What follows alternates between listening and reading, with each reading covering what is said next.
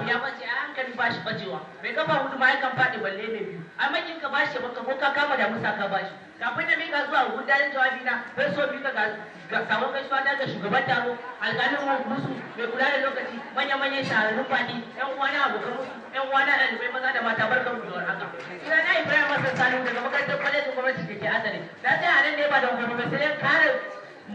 sai kare matsayata da take cewa magudin zabe ya fi sata jarabawa illa ta sanin goro da wasu hujjoji na kafin da mika zuwa rubutun jawabi zan so da jiwaye mai kamar wanka ta hanyar yi mana bayani a kayan kalmomi da farko menene shi kansa magudin zabe wata gurbataccen hanya da ko siga da ake bi don cin zabe ta hanyar amfani da kuɗi dukiya ko kuma yan ta'adda kuma bayan sata jarabawa wata gurbataccen hanya ne da ake bi da dalibi ke bi don ya samu amsar tambayar da aka tambaye shi dalili na farko gurbacewar kasa kuka ku sai da ne kusan masu iya magana sun ce sai ragon malam ya mai ya arha wanda Allah ya magana su nuna ai ba da shashi da tsami ba dalilin da tana ce kuma haka shi ne idan mutum ya hau ta mummunan hanya kayan mulki ba zai amfani da wannan damar ya yi aiki a talakawa ba ce sai zai biya burinsa da cikin ransa saboda inda halin ce ka so da zai ba hanya madaidaiciya ne domin ya hau kayan mulki kuma bayan ita ta jarabawa ba ta wani illa idan ɗalibi ya sa ta jarabawa ma iyakarsa zai gurbata ba tare da ya shafi ko da abokinsa ba dalilin na da mu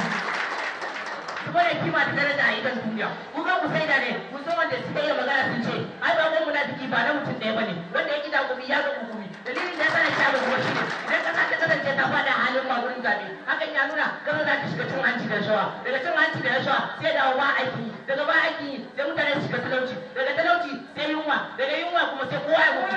sai aka hauki da gaban bishiyar sata tarwa da kuma gurin zabe kuma bayan sata tarwa ko da mutunci ita kanta makarantar baya su biya kwace sai na ɗalibi dalili na ya gaba kuma shine sace rushewar tattalin arzikin ƙasa musamman da suka iya magana sun ce ai in lambar baki su zo ɗaya hannaye ba su zo ɗaya ba dalilin da yasa na ce kuma haka shine idan mutane suka mulki ta mummunan hanya za su yi amfani da wannan hanya ne su yi burin bukatar su wanda ya shafi sace dukiyar al'umma kai idan suka sace ko shi kenan ba an talauta ƙarfin ba ta yaya ma za a samu damar kira makarantar da albarka su karatu ba da kira a samu kafin haka ya ƙarshe ina fatan duk wani tsatsafin tsakin rashin fahimta da ke tsakanin wawa na ya fita sau don mu gane cewa ba wurin zafi ya fi sake jarwa illa alƙalin wa'ala ina fatan mun gamsu da wannan jika-jikan da yi daina